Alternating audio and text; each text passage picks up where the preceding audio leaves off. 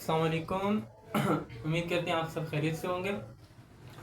हम लोगों ने चैप्टर नंबर 6 स्टार्ट किया हुआ था, जिसके अंदर हम लोगों ने सॉल्ट्स के बारे में पढ़ा था, उसकी प्रॉपर्टीज़ पढ़ी थी और उसके टाइप्स पढ़ी थी। ठीक है, आज हम लोगों का लास्ट ये समझ लें कि ये चैप्टर नंबर 6 का जो सेकंड लेक्चर है, लेक्चर नंबर 6 जो चैप्टर नंबर 6 है ये सेकंड लेक्चर है। ठीक है, एक लेक्चर अपलोड हो चुका है, वो अगर नहीं देखा तो वो देख लीजिए, वो बेसिक्स है। ठीक है, वो पढ़ोगे तो आज की टॉपिक की समझ आएगी कि आज हम लोग पढ़ने वाले क्या हैं। ठीक है, तो आज हम लोग पढ़ रहे हैं कि उनको बनाते किस तरह। हम लोगों ने टाइप्स ऑफ सॉल्ट्स पढ़ी थी, दो तरह की, सॉल्युबल और इनसॉल्युबल सॉल्ट्स। ठीक है, तो हम लोगों ने वहां पे सॉल्युबल को भी देखा और इनसॉल्युबल को भी। अब हम लोग आज देखेंगे कि बनते कैसे हैं, कि सॉल्युबल कैसे बनते हैं, इनसॉल्युबल कैसे बनाए जाते हैं। ठीक है, लेबोरेटरीज के अंदर। तो ये एक प्रैक्टिकल वर्क था, लेकिन आप लोगों की थ्योरेटिकल में आ सकता है, तो हम लोगों ने थ्योरी के टाइम सिर्फ इसको थ्योरी के बेस पर हम लोग पढ़ेंगे। ठीक है, तो गौर से देखिएगा, गौर से समझिएगा, बिल्कुल आसान है। एक अगर आप लोग समझ गए, बाकियों में सिर्फ और सिर्फ हम लोगों ने चीजें चेंज करनी है, प्रोसीजर वो सब कुछ सेम है। ठीक है, इजीली समझाऊंगा। ठीक है, अब यहाँ पर आ जाते हैं इनके ऊपर के टॉपिक्स के अंदर बेसिकली पूछा गया। तो टॉपिक देखिए, preparation, separation and purification of soluble salt, soluble salts की बात की गई है। तो मतलब आप लोगों की बुक में जो फेडरल की बुक जो है केमिस्ट्री की, इसके अंदर सिर्फ और सिर्फ सॉल्युबल सॉल्ट की प्रिपरेशन मेथड्स बयान किए गए, इनसॉल्युबल के बयान नहीं हुए। तो हम लोग सिर्फ और सिर्फ सॉल्युबल को देखेंगे, क्योंकि सिलेक्टिव टॉपिक्स की तरफ जाना है सिर्फ। ठीक है, तो एक ने कमेंट किया था आप में से कि उसकी शायद चैप्टर नंबर 7 फर्स्ट टर्म में आ रहा है, तो इंशाल्लाह टेंशन ना लें, इस वीक के अंदर ही आप लोग देखेंगे कि चैप्टर नंबर 7 भी कवर हो जाएगा केमिस्ट्री का। ठीक है, तो आप लोग हम मतलब बिल्कुल रिलैक्स होके इसको पढ़ना स्टार्ट करें। ठीक है, तो इस बात की टेंशन ना लें कि सिलेबस कब कवर होगा कब नहीं होगा, वो हम लोग इंशाल्लाह जल्दी कवर करवाने की कोशिश कर रहे हैं, तो हो जाएगा। तो आज जो टॉपिक है उसकी तरफ आते हैं। ठीक है, तो अब आ जाते हैं टॉपिक की तरफ कि सॉल्युबल सॉल्ट्स कितने तरीकों से बनता है। ठीक है, सिर्फ और सिर्फ किसकी बात हो रही है, सॉल्युबल सॉल्ट्स की। तो हम लोग पहले देख लेते हैं सॉल्युबल सॉल्ट होता क्या है, डिटेल में समझने के लिए पुराने लेक्चर एक वीडियो इसके और शूट हुई थी, वो आपकी तरफ अपलोड कर दी गई थी। पहले जो पहला लेक्चर था उसके अंदर सॉल्युबल सॉल्ट को डिटेल से पढ़ाया गया। तो वैसे सॉल्युबल सॉल्ट वो होते हैं सॉल्ट, ऐसे सॉल्ट जो कि आप लोगों के पास इजीली डिसॉल्व हो सकें वाटर के अंदर। ठीक है, जो कि इजीली पानी के अंदर डिसॉल्व हो सके, उन सॉल्ट्स को हम लोग नाम देते हैं सॉल्युबल सॉल्ट। ठीक है, वाटर सॉल्युबल सॉल्ट्स या सॉल्युबल सॉल्ट्स। ठीक है, जो कि पानी के अंदर डिसॉल्व हो सके। तो इनसॉल्युबल वो होंगे जो डिसॉल्व नहीं हो सकेंगे। तो इसकी प्रिपरेशन मेथड्स कितने हैं, याद रखिएगा 4 प्रिपरेशन मेथड्स हैं। कितने प्रिपरेशन मेथड्स हैं, 4 प्रिपरेशन मेथड्स हैं, याद रखिएगा। ठीक है, इसके 4 प्रिपरेशन मेथड्स आज आप लोग सीखेंगे। ठीक है, तो अब चलते हैं, पहला कौन सा है, बिल्कुल आसान है। पहला है टाइट्रेशन। क्या है, टाइट्रेशन। टाइट्रेशन क्या होता है, जिसमें हम लोग एसिड का रिएक्शन करवाते हैं अल्कली के साथ। किसके साथ, अल्कली के साथ। एसिड किसके साथ रिएक्शन करता है, अल्कली के साथ। अब यहाँ पर आप लोग बोलोगे कि ध्यान में आएगा कि अल्कली क्या होता है, तो हम लोग यहाँ पर देख लेते हैं कि अल्कली क्या होता है। ठीक है, अल्कली के बारे में पढ़ लेते हैं कि अल्कली का पता होना जरूरी है। अल्कली क्या चीज होती है, अल्कली ऐसी बेस को बोला जाता है जो पानी के अंदर डिसॉल्व हो सके। ठीक है, ऐसी बेस जो पानी के अंदर डिसॉल्व हो सके, उस बेस का नाम क्या है, अल्कली। ठीक है, ऐसी बेस, या आप लोगों के पास सिंपल इसकी डेफिनेशन कर सकते हैं, water soluble base is known as alkali। ऐसी बेस जो पानी के अंदर डिसॉल्व हो सकती है वो क्या है, अल्कली। तो कौन कौन सी हैं, NaOH, KOH, ETC, बहुत सी हैं, लेकिन आप लोग ये दो के नाम याद रख लें, एक NaOH, दूसरी KOH। ठीक है, पोटेशियम हाइड्रोक्साइड और सोडियम हाइड्रोक्साइड, ये आप लोगों के पास अल्कली होती हैं, ये बेसिस हैं। बेसिस का किस तरीके से पता चलता है, इनके पास OH ग्रुप होता है, OH ग्रुप से पता चलता है ये बेस है। और जो वाटर सॉल्युबल बेस होगी वो अल्कली कहलाएगी। याद रखना, सारी की सारी बेसिस पानी के अंदर डिसॉल्व नहीं होती, वही डिसॉल्व होती हैं जिनको हम लोग अल्कलीज का नाम देते हैं। ठीक है, ये इस तरीके से बोला जा सकता है कि सारी बेसिस अल्कली नहीं होती, लेकिन सारी अल्कलीज बेस होती हैं, सारी अल्कलीज बेस होती हैं। ठीक है, तो अल्कलीज याद रखना। तो अब रिएक्शन में किस तरीके से आप लोगों को पता चलेगा, एक एसिड उठा लेते हैं HCl, उसका रिएक्शन करवाते हैं NaOH के साथ। देखिए, जब NaOH का रिएक्शन करेगा तो आप लोगों के पास क्या बनेगा, NaCl प्लस NaCl और यहाँ से बचने वाले कंपाउंड है वाटर। तो ये दो चीज़ें आप लोगों के पास बचती हैं, ठीक है, बनती हैं प्रोडक्ट के अंदर। एक NaCl जो कि आप लोगों के पास साल्ट होता है और आप लोगों के पास दूसरा होता है वाटर। तो देखिए इसके रिजल्ट में साल्ट बन रहा है ना, तो कौन सा साल्ट बन रहा है? सोडियम क्लोराइड, इसका नाम होता है सोडियम क्लोराइड, कॉमन साल्ट जो हम लोग घरों में इस्तेमाल करते हैं, ठीक है, कुकिंग साल्ट जो होता है। तो अब ये देख लें ये बना है किस मेथड से? टाइट्रेशन के मेथड से। अब देखेंगे कि टाइट्रेशन का मेथड क्या होता है, ठीक है। अब ये तो हम लोगों ने रिएक्शन से देखा कि रिएक्शन में अगर हम लोग HCl को NaCl से रिएक्शन करवाएंगे तो आप लोगों के पास कौन सा साल्ट बनेगा? सोडियम क्लोराइड, ठीक है, ये टाइट्रेशन मेथड होगा। अब ये बना कैसे है, मैं रिएक्शन को समझाता हूँ यहाँ पर, ठीक है। मैं इस रिएक्शन को समझाने के बाद यहाँ से रेस करूंगा क्योंकि इसके अंदर प्रोसीजर लिखना है, ठीक है। तो ये चीज को यहाँ से समझ लेते हैं कि आप लोगों के पास सबसे पहले HCl होता है वो दो हिस्सों में टूटता है, H पॉजिटिव और OH Cl negative, H positive और Cl नेगेटिव। सेकेंड है NaOH, ठीक है, ये किन दो हिस्सों में टूटता है? Na positive plus OH negative, ठीक है, ये दो हिस्सों में टूट गए। अब यहाँ से जो अपोजिट चार्जेस है वो एक दूसरे को मिल जाएंगे, इसका ये पॉजिटिव इसके नेगेटिव के साथ मिलेगा, इसका ये पॉजिटिव इसके नेगेटिव के साथ मिलेगा, ठीक है। Na और Cl आपस में मिलके क्या बना देंगे? NaCl, जो कि किस तरीके से बने? Na positive plus Cl negative के मिलने से, और H पॉजिटिव और OH नेगेटिव के मिलने से आप लोगों के पास क्या बना है? वाटर। तो इस तरीके से प्रोडक्ट बना है, ठीक है, समझ आ गई? इस तरीके से देखो यहाँ पे ये प्रोडक्ट बने हैं, NaCl और वाटर। समझ आ गई होगी कि HCl किस तरह दो हिस्सों में टूटता है और वाटर किस तरह दो हिस्सों में टूटता है और फिर किस तरह रिएक्शन होती है, ठीक है। अब इनको मैं यहाँ से रेस कर देता हूँ क्योंकि अगर नोट करना था तो कर लेते, पीछे बैक करके पॉज करके नोट कर लेते, ठीक है। तो अब आ जाते हैं मटेरियल के ऊपर, अब आ जाते हैं टाइट्रेशन मेथड के। अगर आप लोगों को यही काम उधर परफॉर्म करना पड़ जाए लेबोरेटरीज के अंदर कि आप लोगों को बस चीज़ें दे दी जाए तो आप लोग क्या करोगे? तो आप लोग इन तरीकों के सीखोगे कि पहले आप लोगों को मटेरियल क्या चाहिए। आप लोगों को सबसे पहले माइंड में ये होना चाहिए कि भाई इस रिएक्शन को परफॉर्म करवाने के लिए आप लोगों के पास क्या क्या चीज़ें होनी ज़रूरी हैं। तो याद रखिए जो जो होनी चीज़ें ज़रूरी हैं वो यहाँ पर नोट करते जा रहा हूँ। पहला, गौर से सुनिएगा, मटेरियल में आप लोगों को HCl चाहिए, वो HCl डाइल्यूट HCl होना चाहिए। डाइल्यूट HCl वो होता है जिसके अंदर पानी की मिकदार कम होती है, ठीक है, एक कंसंट्रेटेड होता है, ठीक है, याद रखिए HCl ज़्यादा होता है, इसमें HCl होता है। और दूसरी चीज़ आप लोगों को चाहिए NaOH यानी बेस चाहिए, एक एसिड चाहिए, एक अल्कली चाहिए यानी बेस होगी। तीसरी चीज़ आप लोगों को चाहिए फ्लास्क एक चाहिए, जिसको आप क्लोनिकल फ्लास्क बोलते हो, 3 कोनों वाली फ्लास्क होती है क्लोनिकल फ्लास्क, ठीक है। मतलब मैं बना के बताता हूँ कैसी होती है। चौथे नंबर पे जो चीज़ चाहिए वो आप लोगों के पास क्या हो सकती है? वो पिपेट हो सकती है। पिपेट क्या चीज़ होती है? ये सारी चीज़ें आप लोग अभी नाम नोट करें तो वो में। अब पांचवी चीज़ आप लोगों को चाहिए बिरेट। छठी चीज़ आप लोगों को चाहिए उसको क्या बोलते हैं? Hydrogen source. सातवां आप लोगों को चाहिए स्टैंड, ठीक है। इस स्टैंड को आप लोग ट्राइपॉइड स्टैंड भी बोलते हो, लिखते हो तो लिख लो ट्राइपॉइड स्टैंड बोला जाता है। समझ आ गई है? अब ये 7 चीजें आप लोगों के पास होनी जरूरी है, ये 7 चीजें आप लोगों के पास होनी जरूरी है। कौन कौन सी? HCl, NaOH, फ्लास्क, पिपेट, बिरेट और हीटिंग सोर्स एंड स्टैंड जो आप लोगों के पास होगा, ये चीजें होनी जरूरी हैं। अब प्रोसीजर में मैं आप लोगों के लिए डायग्राम बनाने की कोशिश करता हूँ। तो डायग्राम इतनी अच्छी नहीं है लेकिन आप लोगों के लिए काफ़ी होगी। एक आप लोगों ने स्टैंड ले लेना है, ठीक है, आयरन स्टैंड होगा। इसके साथ आप लोग क्या करोगे? एक बिरेट लोगे, उसको बांध दोगे, ठीक है।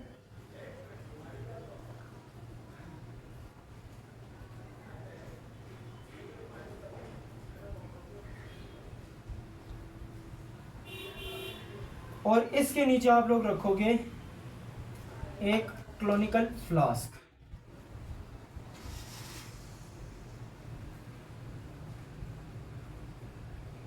ठीक है, ये रख दिया। अब ये याद रखो इसके अंदर पड़ा होगा एसिड, और याद रखिएगा इसके अंदर हम लोग डालेंगे सॉल्यूशन। क्या चीज का? अब एसिड यहां पर देखना, ये मैं पूरा कलर कर देता हूं। ये किस चीज, यहाँ पे क्या चीजें होंगी याद रखिएगा। मैं सिर्फ यहाँ पे आइडेंटिफाई कर देता हूँ, एसिड होगा और इसके साथ आप लोगों के पास इंडिकेटर होगा। क्या होगा? इंडिकेटर। क्या होगा? इंडिकेटर, ठीक है। अब इसको नीचे से हम लोग क्या देंगे? हीट देंगे। यहाँ पे कोई भी सोर्स लगा दो, मैं ये बोलता हूँ कि यहाँ से आप लोगों के पास हीट उसको मिल रही है, ठीक है। ये आप लोगों के पास एक सोर्स होगा, हीटिंग सोर्स, आप लोग इसको दोगे। अब यहाँ पे आप लोग सोच रहे होंगे कि यहाँ पे पिपेट का क्या काम है, ठीक है। मैं हर एक का भी काम बताने वाला हूँ, गौर से सुनिएगा। इसके अंदर क्या पड़ा होगा, इसके अंदर हम लोग डाल देते हैं बेस। इसके अंदर क्या होती है, बेस, ठीक है। और इसके अंदर से बेस इसके अंदर गिर रही होती है, तो मतलब इसके अंदर क्या पड़ रही होती है, बेस। तो मैं यह जो समझाने वाला हूँ उनके ऊपर गौर करिएगा, ठीक है। डायग्राम की तरफ भी साथ साथ देखिएगा, और जो मैं बोल रहा हूँ उसके ऊपर ज़्यादा तवज्जो दीजिएगा, इतनी डायग्राम की जगह नहीं थी। आप लोगों ने क्या लेना है, एक स्टैंड लेनी है, स्टैंड के साथ बांध देना है ब्रेड को, ठीक है। ब्रेड क्या चीज़ होती है, एक ऐसी फ्लास्क लंबी होती है, ठीक है।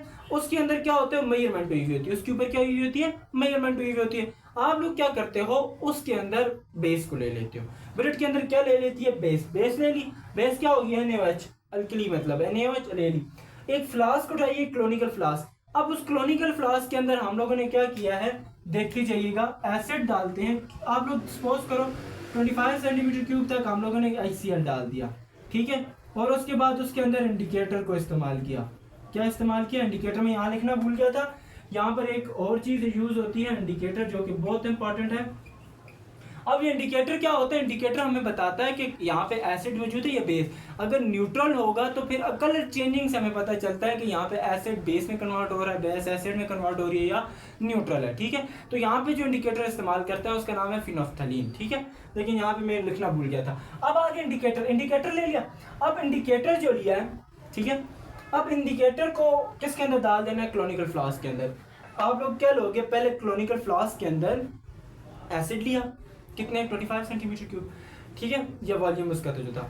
अब उसके अंदर इंडिकेटर डाला है, उसके अंदर क्या डाला है, इंडिकेटर डाला है। फिर अब आहिस्ता आहिस्ता आप लोग क्या करोगे, आप लोग इसके अंदर क्या ऐड करोगे, बेस को ऐड करोगे। किसको ऐड करोगे, बेस को ऐड करोगे।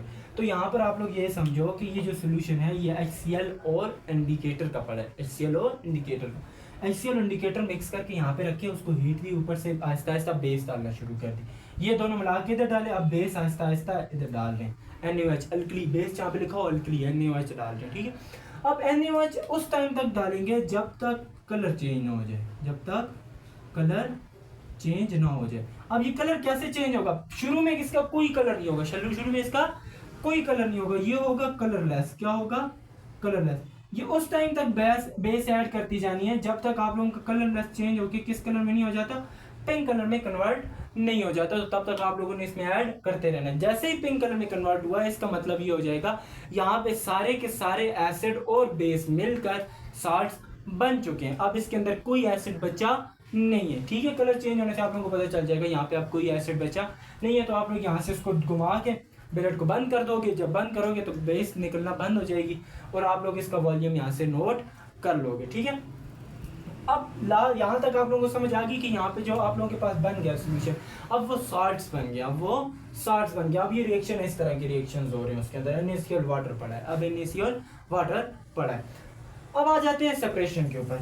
सेपरेशन कैसे करनी है, सबसे पहले आप लोगों ने इसको क्या कर देना है, अलग-अलग कर लेना है। यहाँ पे यानी मिक्स्ड हुए पड़े थे ना, मतलब कि यहाँ पर किस किस का सोल्यूशन था, HCl और NaOH का सोल्यूशन, मतलब NaOH पड़े थे, जिसकी वजह से ये अब क्या हो गए, न्यूट्रल हो गए। क्या हो गए, न्यूट्रल हो गए। न्यूट्रल होते क्या, पहले एसिड था, NaOH के बेस की मिलाने की वजह से ये अब न्यूट्रल हो गया, जिसकी वजह से कलर चेंज हुआ है, ठीक है। अब NaOH हमारे पास न्यूट्रल, अब ये साल्ट बन गए। क्या बन गए, साल्ट न्यूट्रल्स होते हैं, न्यूट्रल साल्ट हो गए, ठीक है। अब इनको उठा के लाए क्रिस्टलाइजेशन में। क्या, अब नेक्स्ट प्रोसेस होगा क्रिस्टलाइजेशन। क्रिस्टलाइजेशन में आप लोग क्या करते हो, इनको क्या करते हो, हीट करते हो। क्यों हीट की जाती है, ताकि H2O को रिमूव कर सकें, ताकि H2O को रिमूव कर सकें। और ज़्यादा हीट की जाती है ताकि एवापोरेशन हो। क्या, ताकि एवापोरेशन हो। और जब हम लोग हीट करेंगे ना, आप लोगों ने देखा होगा कि हम लोग पानी के बर्तन में अगर साल्ट मिक्स करते हैं और उसे हीट अप करते हैं तो सारे साल्ट टूट जाएंगे, पीछे क्या बच जाएगा, नमक क्रिस्टल्स की फॉर्म में पीछे बच जाएगा ना। यही काम क्रिस्टलाइजेशन में करना है। इतनी हीट देनी है कि वाटर सारा का सारा रिमूव हो जाए। जब सारा वाटर रिमूव हो जाएगा तो पीछे जो क्रिस्टल्स बचेंगे वो क्रिस्टल्स किसके होंगे, जो क्रिस्टल्स होंगे ना वो क्रिस्टल्स किसके होंगे, साल्ट्स के। किसके, साल्ट्स के। समझ आ गई है इस रिएक्शंस की।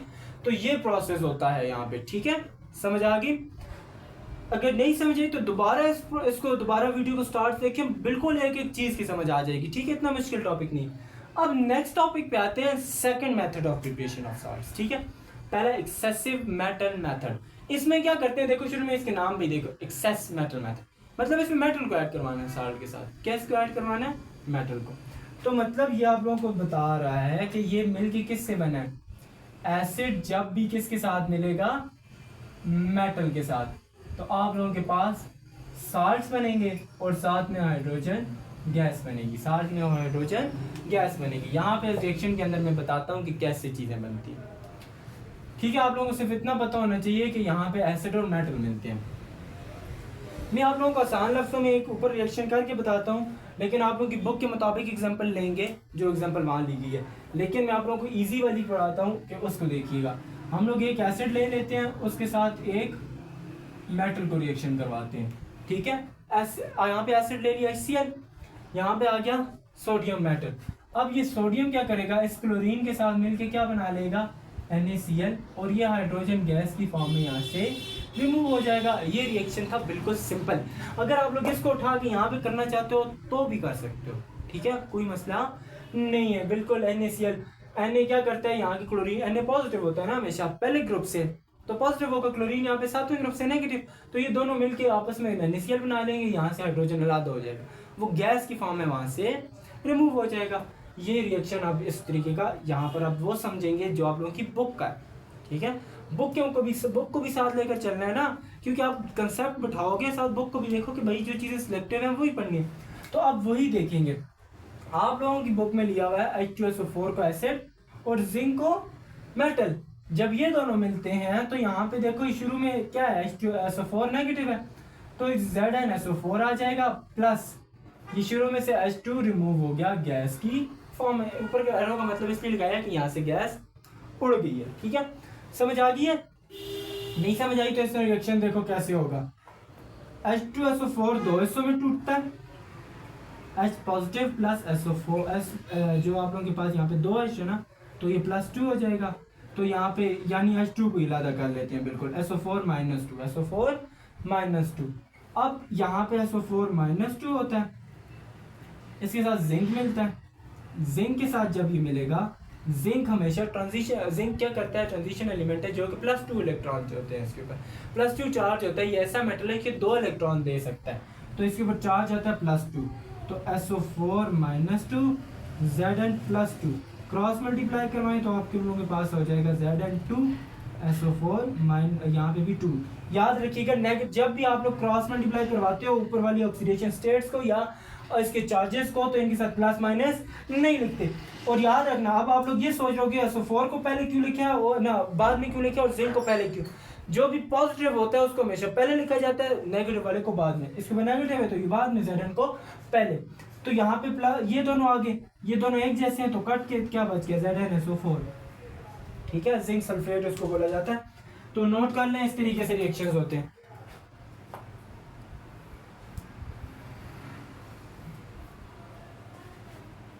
मटेरियल्स याद है? यही वाली मटेरियल्स हैं, थोड़े से चेंज होंगे बस, ठीक है। मैंने क्या कहा, एक की समझ आ गई, आगे वही उसी तरीके से इस्तेमाल करना है। सेम जो मटेरियल्स यहाँ इस्तेमाल किए थे वही उठाने हैं, लेकिन थोड़े थोड़े चेंज करके। अब देखिए यहाँ पे एसिड उठाना है, लेकिन उस एसिड का नाम होगा H2SO4। यहाँ पे मेटल उठाना है, बेस की जगह इसका नाम होगा जिंक। और उसके बाद हम लोगों को एक बीकर चाहिए जिसके अंदर हम लोगों ने रिएक्शन भी करवाना है। उसके बाद आप लोगों को एक ब्रेड चाहिए। उसके बाद आप लोगों को यहाँ पे इंडिकेटर की जरूरत नहीं होती, ठीक है। इंडिकेटर की जरूरत आप लोगों को नहीं पड़ती। आप लोगों को फ्लास्क वो ये सोर्स चाहिए, कौन सा सोर्स चाहिए? हीटिंग सोर्स चाहिए, ठीक है।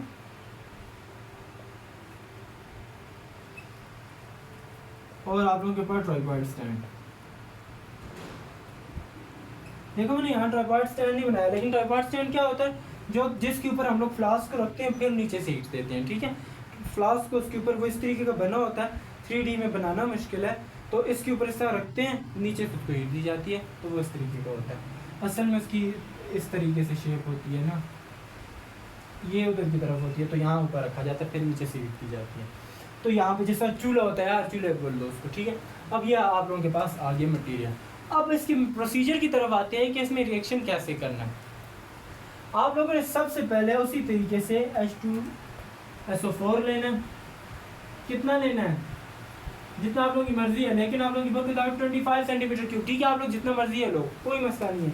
ठीक है, आप लोग जब भी इसके पास आप लोग एक एसिड उठाओगे, अब उस एसिड को क्या करना है, किसके अंदर लेना है? बीकर के अंदर। बीकर के अंदर लेने के बाद आप लोग उसके पास आहिस्ता आहिस्ता ऐड करोगे, किसको? जिंक को।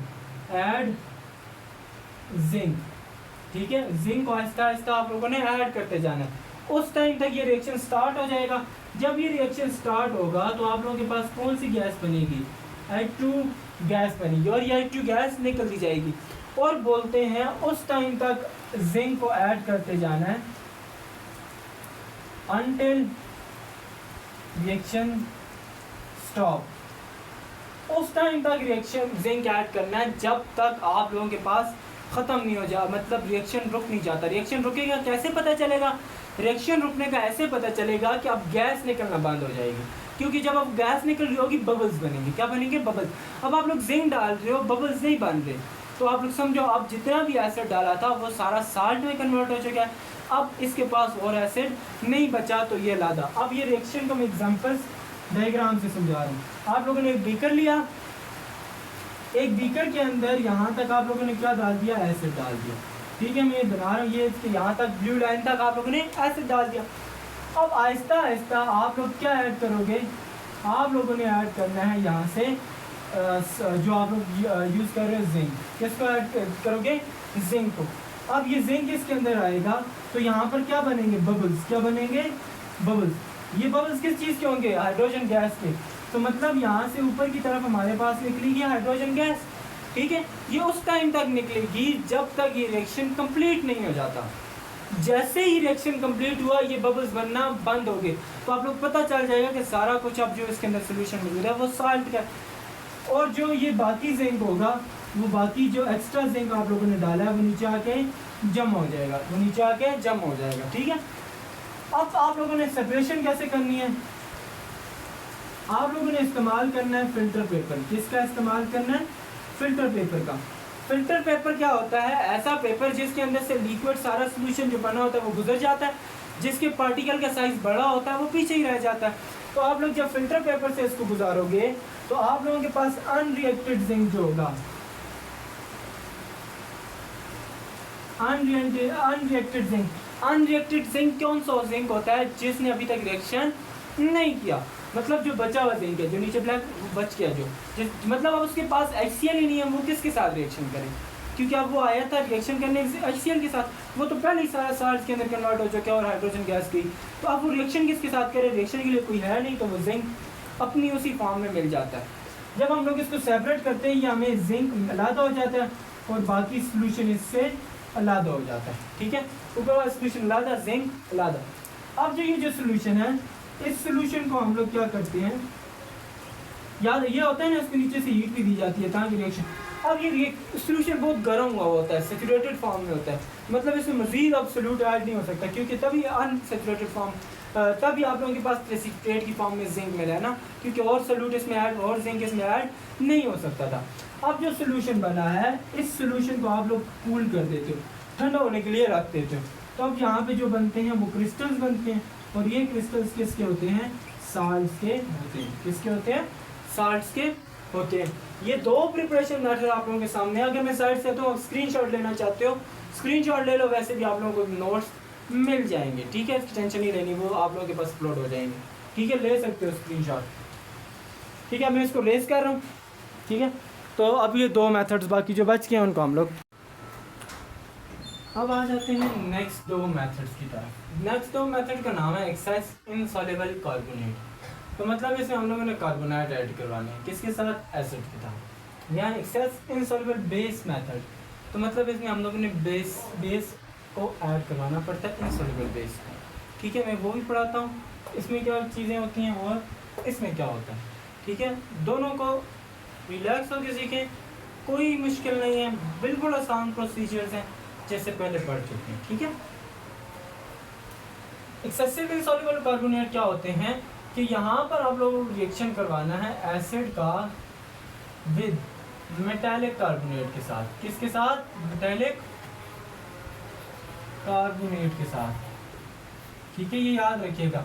यहाँ पे एसिड और मेटालिक कार्बोनेट रिएक्शन करते हैं। कौन कौन रिएक्शन करता है? Acid with metallic carbonate. अब आप लोग सोच रहे होगे चलो कार्बोनेट क्या होता है और मेटालिक क्या होता है, पहले उसको देख लेते हैं।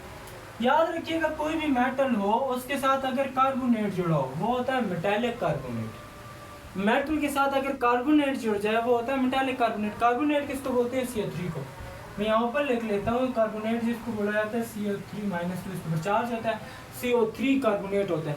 कोई भी मेटल उठाओ उसको कार्बोनेट के साथ मिलाओ, वो मेटालिक कार्बोनेट बन जाएगा। ठीक है, हम लोग मेटालिक कार्बोनेट का किसी भी एसिड के साथ रिएक्शन करवा देते हैं। यहाँ पे आप लोग समझ जाएंगे किस तरीके से रिएक्शन हो रहा है। एक एसिड उठाया HCl, ठीक है, उसको रिएक्शन करवाते हैं किसके साथ? कैल्शियम कार्बोनेट के साथ। जब वो रिएक्शन करेगा 3 प्रोडक्ट बनेंगे। ठीक है, कि सब में 2-2 बनते हैं, इसमें 3 बनते हैं, तो याद रखिएगा कौन से 3। अब ये 3 प्रोडक्ट कौन से हो सकते हैं? एक आप लोगों के पास आ गया कैल्शियम क्लोराइड CaCl2 जो कि साल्ट होता है। Second carbon dioxide and the third क्या बनता है? वाटर। तो ये 3 प्रोडक्ट इसके नतीजे में बनते हैं। अगर बैलेंस करें तो हाइड्रोजन 2 हैं तो 2 लगा दो, बाकी चीज़ें पूरी। यहाँ तो यहाँ पर आप लोग बोलते हैं जब भी HCl को कैल्शियम कार्बोनेट के साथ रिएक्शन करवाते हो तो कैल्शियम क्लोराइड जो कि साल्ट बनता है, कार्बन डाइऑक्साइड बनती है और वाटर बनता है। तो आप लोगों के जहन में आ जाना चाहिए यहाँ पे क्या बन रही है? गैस। तो यहाँ पे इन रिएक्शंस में जो बनेंगी वो गैस बनेगी। ठीक है, गैस भी बनेगी, उसके बबल्स हमें नजर आएंगे। ठीक है, तो अब आ जाते हैं इसके लिए मटेरियल क्या क्या इस्तेमाल करना है। मटेरियल ध्यान में रखो, इसके हिसाब से इस्तेमाल होता है। पहले आप लोगों को HCl एसिड चाहिए, सेकंड जो कि डाइल्यूट फॉर्म में। उसके बाद आप लोगों को कैल्शियम कार्बोनेट चाहिए। कैल्शियम कार्बोनेट किसको बोलते हैं? लाइमस्टोन को। ठीक है, लाइमस्टोन चूने का पत्थर। ठीक है, चूने का पत्थर क्या होता है? लाइमस्टोन। तो यहाँ पे लाइमस्टोन चाहिए। एंड द थर्ड वन आप लोगों के पास चाहिए एक बीकर जिसके अंदर रिएक्शन करवा रहे हो। ठीक है, उसको हीट करने के लिए आप लोगों के पास एक हीटिंग सोर्स होना चाहिए। फिफ्थ वन हीटिंग सोर्स चाहिए, किसी चीज के ऊपर रखना भी तो है ना, मतलब उसके पास ट्रिपॉइड स्टैंड होना चाहिए। अब ट्रिपॉइड स्टैंड आप लोगों की ट्रिपॉइड स्टैंड है, उसके ऊपर बीकर रखा, बीकर के अंदर आप लोगों ने HCl डाला, कैल्शियम कार्बोनेट ऐड करते हुए आप लोगों का रिएक्शन होता गया। और एक लास्ट में आप लोगों को स्टैंड चाहिए। ठीक है, ये चीज़ें आप लोगों को चाहिए रिएक्शन करवाने के लिए। ठीक है, समझ आ गई। अब रिएक्शन प्रोसीजर कैसे होगा? ठीक है, आप लोगों ने क्या करना है, मैं डायग्राम बनाता हूँ। बीकर लिया, बीकर को आपने ट्राइपॉड स्टैंड के ऊपर रखना है। ट्राइपॉड स्टैंड के ऊपर रखने के बाद ये नीचे से आप लोग ये समझ लो एक चूल्हा पाइप आ रहा है और यहाँ से आप लोग इसको हीट दे रहे हो। क्या दे रहे हो? हीट दे रहे हो। ठीक है, हीटिंग सोर्स हो गया। इसके अंदर आप लोगों ने क्या डाल दिया? HCl। क्या डाल दिया? HCl। ये आप लोगों के पास HCl का सोल्यूशन है। ठीक है, मैं सिंपल बना रहा हूँ। ठीक है, ये आप लोगों के पास HCl पड़ा। तो प्रोसीजर में क्या लिखना है? प्रोसीजर में आप लोगों ने लिखना है कि आप लोगों ने एक HCl लिया, वो था 25 सेंटीमीटर क्यूब। ठीक है, वॉल्यूम उसका था। अब HCl के अंदर आप लोगों ने क्या डालना है? Calcium carbonate. क्या डालना है? कैल्शियम कार्बोनेट, जो कि आप लोगों के पास लाइमस्टोन होता है। अब यहाँ से ये समझ लो कि आप लोग इसके अंदर डाल रहे हो सॉलिड फॉर्म में, यहाँ से ये समझ लो कैल्शियम कार्बोनेट डाल दो। ठीक है, ये इसके अंदर कैल्शियम कार्बोनेट जा रहा है। कैल्शियम कार्बोनेट इसके अंदर आएगा और डिजॉल्व होगा। ठीक है, कैल्शियम कार्बोनेट को ऐड करना है। ऐड करने के बाद रिजल्ट में आप लोगों के पास कार्बन डाइऑक्साइड आप लोगों को बबल्स की फॉर्म में नजर आएगी। ठीक है, मतलब यहाँ पे आप लोगों को क्या बनते हुए नजर आएंगे? बबल्स बनते हुए नजर आएंगे। ठीक है, मैं बना रहा हूँ कि बबल्स किसके होंगे? कार्बन डाइऑक्साइड के, जो कि ऊपर की तरफ उठ रहे होंगे। ठीक है, कार्बन डाइऑक्साइड निकल रही है और बोलते हैं ऐड कैल्शियम कार्बोनेट अनटिल, आप लोग को ध्यान से सुनो, ऐड अनटिल उस टाइम तक डालने हैं जब तक आप लोगों के पास कार्बन डाइऑक्साइड बनना बंद ना हो जाए। कार्बन डाइऑक्साइड बनना बंद होगी, बबल्स बनना बंद होंगे, तो मतलब यहाँ पे बबल्स बनना बंद हो जाएंगे तो आप लोग समझ जाओगे कि अब रिएक्शन नहीं हो रहा। क्यों रिएक्शन नहीं हो रहा? जितना भी एसिड था वो सारा का सारा कैल्शियम क्लोराइड के अंदर यानी साल्ट के अंदर कन्वर्ट हो चुका है। अब इतना कोई बचा ही नहीं है जो कैल्शियम कार्बोनेट के साथ रिएक्शन करे और रिजल्ट में कैल्शियम क्लोराइड, वाटर और कार्बन डाइऑक्साइड बनाए। तो कार्बन डाइऑक्साइड नहीं बनेगी तो मतलब अब रिएक्शन नहीं हो रहा। अनटिल कार्बन डाइऑक्साइड स्टॉप, ये रिएक्शन स्टॉप। तो कार्बन डाइऑक्साइड निकलना बंद हो जाएगी, रुक जाएगी, तो आप लोग ये समझ जाओगे कि अब जो आप लोगों ने कैल्शियम क्लोराइड, कैल्शियम कार्बोनेट और ज़्यादा ऐड नहीं करना, क्योंकि जितना भी आप लोगों ने एसिड डाला हुआ था वो सारा अब साल्ट के अंदर कन्वर्ट हो चुका है। ठीक है, समझ आ गई? अब जो एक्स्ट्रा कार्बोनेट जो आप लोगों ने डाल दिया है वो एक्स्ट्रा कार्बोनेट यहाँ नीचे जमा मिलेगा। ठीक है, नीचे जमा हुआ प्रेसिपिटेट की फॉर्म में आप लोगों को मिल सकता है। तो उसको आप लोगों ने सेपरेट करना है। उसको क्या करना है? सेपरेट करना है। किससे गुजारोगे? फिल्टर पेपर से गुजारोगे, जिसकी वजह से वो अलग हो जाएगा। क्या चीज़ अलग हो जाएगी? यहाँ पे आप लोगों के पास मिल जाएगा सोल्यूशन। किस किस का सोल्यूशन होगा? CaCl2 और वाटर। इन दो, ये दो इसके अंदर मिले हुए होंगे, लेकिन कार्बन डाइऑक्साइड तो पहले ही निकल चुकी है, ये मिले हुए होंगे। और आप लोगों के पास एक्सेसिव जो कार्बोनेट होगा या कैल्शियम कार्बोनेट होगा वो आप लोगों को एक्सेसिव फॉर्म में मतलब जो आप लोग जब फिल्टर पेपर से निकालोगे ना, फिल्टर पेपर में ऊपर ही बच जाएगा, बाकी सोल्यूशन उसमें से गुजर जाएगा साल्ट का। ठीक है, अब ये ऊपर बच गया तो इसको सेपरेट कर देना। अब जो सोल्यूशन बना है इसको बहुत ज़्यादा क्या करना है? हीट करना है। हीट इसलिए करना है ताकि इसके अंदर से वाटर क्या हो जाए? वेपर्स बन जाए। वाटर के क्या बन जाए? वेपर्स बन के उड़ जाए, यानी यहाँ पे एवापोरेशन हो जाए। एवापोरेशन हो जाए कि यहाँ से सारे वाटर के वेपर्स निकल जाए और पीछे क्या बच जाएगा? क्रिस्टल्स बच जाएंगे। अब वो क्रिस्टल्स किसके होंगे? आप लोगों के पास साल्ट के क्रिस्टल होंगे। ठीक है, वो किसके क्रिस्टल होंगे? साल्ट के क्रिस्टल आप लोगों के पास बच जाएंगे। यही था प्रोसीजर और यही था रिएक्शन। इस तरीके से रिएक्शन आप लोगों के पास होता है जिसमें आप लोग कैल्शियम कार्बोनेट को ऐड करवाते हो। ठीक है, समझ आ गई? अंडरस्टूड? अब आते हैं उसकी तरफ। ठीक है, अब उसकी तरफ चलते हैं। हम लोग बोल रहे थे अब इस रिएक्शन की तरफ आ रहे हैं। अब इस रिएक्शन में आप लोगों के पास लिखा है एक्सेस इनसॉल्युबल बेस मेथड। इसमें क्या क्या चीजें रिएक्शन करती हैं? इसमें रिएक्शन होता है एसिड का विद बेस को मेटल ऑक्साइड या मेटालिक ऑक्साइड। ठीक है, कोई भी मेटालिक ऑक्साइड उठाओ उसका रिएक्शन एसिड के साथ करवा दो। कोई भी मेटालिक ऑक्साइड उठाओ उसका रिएक्शन क्या किसके साथ करवा दो? एसिड के साथ। तो एज ए रिजल्ट जो आप लोगों के पास साल्ट बनेंगे वो सॉल्युबल साल्ट होंगे। ठीक है, जो पानी के अंदर डिजॉल्व हो सकेंगे। रिएक्शन की तरफ आते हैं कि रिएक्शन में आप लोग किस तरह है? एक एसिड उठा लो, एसिड उठा लिया। ठीक है, नेक्स्ट उसके बाद मेटालिक ऑक्साइड। मेटालिक ऑक्साइड का क्या मतलब है? किसी मेटल के साथ ऑक्सीजन जुड़ाओ, किसी मेटल के साथ ऑक्सीजन जुड़ाओ। कॉपर एक मेटल है ना, उसके साथ ऑक्सीजन जोड़ दो, कॉपरिक ऑक्साइड। तो ये एक मेटल आ गया, इससे रिएक्शन करवाओगे तो रिजल्ट में आप लोगों के पास क्या बनेगा? जब एक्सचेंज करो आप लोगों के पास आ जाएगा कॉपर सल्फेट प्लस वाटर। ठीक है, ये इसके साथ आके मिल जाएगा और ये H2 और ऑक्सीजन ये दोनों आपस में मिल जाएंगे तो आप लोगों के पास वाटर बन जाएगा। ठीक है, तो ये हो जाता है कॉपरिक सल्फेट। ठीक है, और ये क्या है? आप लोगों के कॉपरिक सल्फेट क्या है? एक आप लोगों के पास सॉल्ट है। और कौन सा सॉल्ट है? सॉल्युबल सॉल्ट है। अब इसके मटेरियल क्या क्या चाहिए और ये क्या किस तरीके से बनता है? तो सेम मटेरियल तो आप लोगों के पास सब में एक जैसे तकरीबन होते हैं। यहाँ पे जो चीज़ें रिएक्टेंट्स चाहिए वो चेंज होंगे। पहले आप लोगों के पास सल्फ्यूरिक एसिड चाहिए, उसके बाद आप लोगों को कॉपरिक ऑक्साइड चाहिए जो कि मेटालिक ऑक्साइड होता है। ठीक है, उसके बाद आप लोगों को क्या चाहिए? उसके बाद आप लोगों को एक बीकर चाहिए जिसके अंदर रिएक्शन करवाना है। इस तरीके से याद किया करें। उसके बाद आप लोगों को हीटिंग सोर्स चाहिए ताकि उसको हीट भी कर सको। हीटिंग सोर्स देने के बाद सुनो, हीटिंग सोर्स दोगे तो उसके बाद आप लोगों को ट्राइपॉड स्टैंड भी तो चाहिए। वो किस लिए चाहिए? जिसके ऊपर रख के आप लोग इसको हीट करोगे। ठीक है, ये इस तरीके से ये चीज़ें चाहिए होती हैं। अब आ जाते हैं प्रोसीजर की तरफ कि रिएक्शन कैसे होगा। ठीक है, अब रिएक्शन कैसे होता है उसकी तरफ आ जाते हैं। बीकर लिया, इसके अंदर आप लोगों ने क्या डाल दिया है? एसिड। ठीक है, हम साथ साथ लिखते भी जाते हैं H2SO4 जो कि आप लोगों के पास 25 सेंटीमीटर क्यूब होना चाहिए। ज़्यादा भी ले सकते हो, कम भी ले सकते हो, कोई इसमें नहीं है, लेकिन बुक के हिसाब से आप लोग चल जाए तो इतना ही लो। ठीक है, यहाँ पे एसिड ले लिया, इसको हम लोगों ने ये एसिड डाल दिया।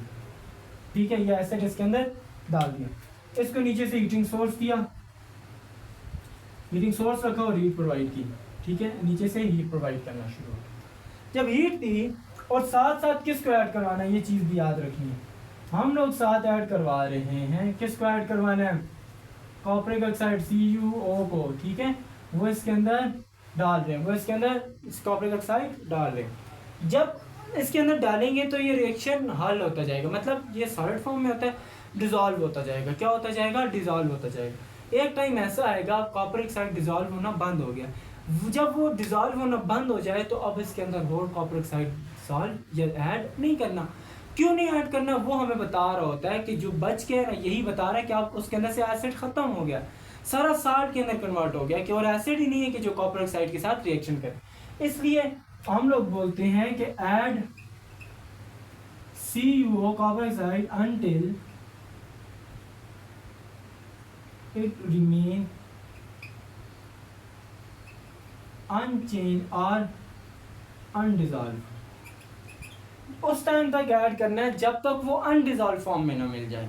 और अनडिजॉल्व फॉर्म में क्या मतलब है कि अब नीचे आके जम होना शुरू हो जाएगा, ठीक है। अब ये रिएक्शन का हिस्सा नहीं बन रहा है, तो इससे हमें पता चलेगा रिएक्शन क्या हो गया, रुक गया है ना। अब रिएक्शन जब रुक गया है तो मतलब यहाँ तक पहुँच गया, कॉपर सल्फेट और H2O बन गया, तो अब हमें पता है कि उसको क्या करना है, सेपरेशन की तरफ आना है। तो सेपरेशन कैसे करोगे, तो आप लोग फिल्टर पेपर से गुजारोगे, सेपरेट करना है, फिल्टर पेपर से गुजारोगे, CuO जो बचा हुआ है वो अलग हो जाएगा और बाकी सोल्यूशन अलग मिल जाएगा, ठीक है, बाकी सोल्यूशन अलग मिल जाएगा। अब जो सोल्यूशन यहाँ पे मिला है उसके पास क्या है, जो बाकी सोल्यूशन आप लोगों के पास मिला है उसके पास दो चीजें मौजूद है ना, एक वाटर मौजूद है और दूसरा आप लोगों के पास कॉपर सल्फेट है। कॉपर सल्फेट ये दोनों सोल्यूशन की फॉर्म में है, किस फॉर्म में है, सोल्यूशन की फॉर्म में। जब हम लोग इनको क्या करेंगे और ज्यादा हीट प्रोवाइड करेंगे तो ये क्या होना शुरू हो जाएगी, यहाँ पे एवापोरेशन। एवापोरेशन में हमेशा क्या रिमूव होता है, वाटर। एवापोरेशन के प्रोसेस में वाटर रिमूव हो जाएगा और पीछे आप लोगों के पास क्रिस्टल फॉर्म में जो बचेगा वो साल्ट बचेगा और उस साल्ट का नाम होगा कॉपर सल्फेट। और यही कॉपर सल्फेट आप लोगों के पास सॉल्युबल साल्ट है। समझ आ गई? इस तरीके से आप लोग क्रिस्टलाइजेशन के प्रोसेस होते हैं, ठीक है।